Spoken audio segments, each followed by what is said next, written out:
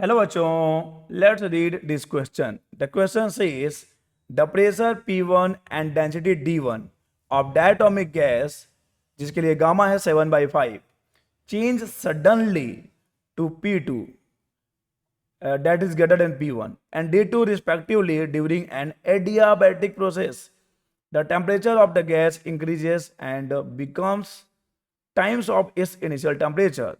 तो देखिए यहाँ पे हमको बताना है कि टेम्परेचर ऑफ द गैस तो इंक्रीज हो रहा है, कितना टाइम्स हो जाएगा इनिशियल के, और गिवन है d2/d1 32। तो चलिए सबसे पहले लिख लेते हैं की concept.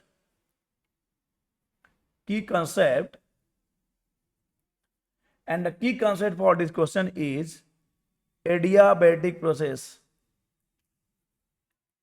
adiabatic process, we know that what is adiabatic process? The thermodynamical process in which there is no exchange of heat between system and surrounding is known as adiabatic process। तो इसमें डेल्टा क्यू जीरो होता है, और इसके लिए अगर हम लिखते हैं इक्वेशन ऑफ स्टेट तो ये होता है P V to the power gamma constant. यही है इक्वेशन ऑफ स्टेट एडियाबैटिक के लिए। और एक डेंसिटी की बात करें तो density is equal to mass by volume होता है। उस हिसाब से अगर हम वॉल्यूम की जगह में m/d रख दें तो हमारा ये फॉर्मूला कुछ ऐसा भी बन सकता है m/d, और ये गामा और ये कांस्टेंट है, और यहाँ पर m तो कांस्टेंट है तो यहाँ पे ये हो जाएगा p divided by d to the power gamma will be constant. तो हम आ गए हैं अपने मास्टर की तरफ। ये है हमारा मास्टर की इस क्वेश्चन को सॉल्व करने का।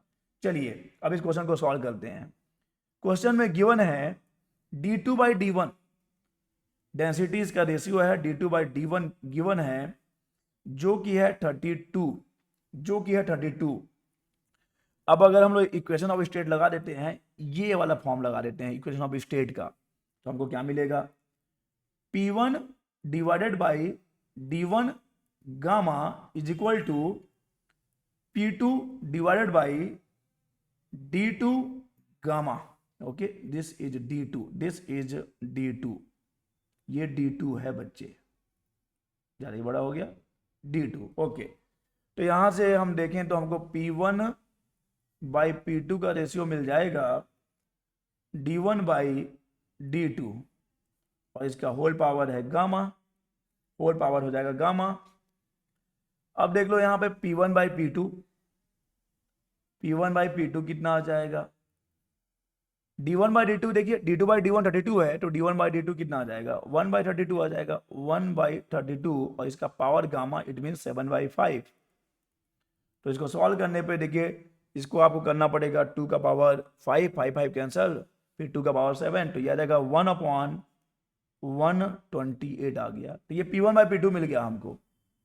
अब अगर हम लगा देते हैं ideal gas equation that is PV equal to nRT, तो इसको दो बार लगा देते हैं। पहले केस के लिए P1 V1 nRT 1, और साथ में हम डिवाइड भी करेंगे P2 V2 nRT2। तो यहां से इन दोनों की कहानी खत्म कर दीजिए। ओके, और अब जो है इस V1 और V2 को भी थोड़ा सा हम लिख लेते हैं। P1 इसको हम लिख लेंगे m/d1 V1 को, और ये रहा P2 V2 को लिख लेंगे m/d2। This will be equal to T1/T2। यहां से क्या कैंसिल आउट हो गया? m और m कैंसिल हो गया है, तो ये हमको कुछ ऐसा मिल जाएगा P1/P2। देखो हम क्या मिलेगा, हम अगले स्लाइड में चलते हैं। P1/P2, और ये हो जाएगा d2/d1, और ये हो जाएगा T1/T2। ओके, अब P1/P2 की वैल्यू हमने फाइंड आउट कर रखी है, ये 1/128 है, 1/128 है, और d2/d1 तो 32 है, और ये रेशियो आ जाएगा T1/T2 का। तो यहां से ये मिल जाएगा 1/4 इज इक्वल टू T1/T2। सो हमको जो T2 मिल रहा है वो 1/4 टाइम्स मिल रहा है T1 के। इट मीन्स इट मीन्स देख लीजिए जो सेकेंड टेम्परेचर है कितना टाइम्स हो जाएगा, जो सेकेंड टेम्परेचर है वो पहले वाले टेम्परेचर का 1/4 टाइम हो जाएगा। Okay 1/4 time, 1/4 time. So the answer is 1/4 times, answer is 1/4 times.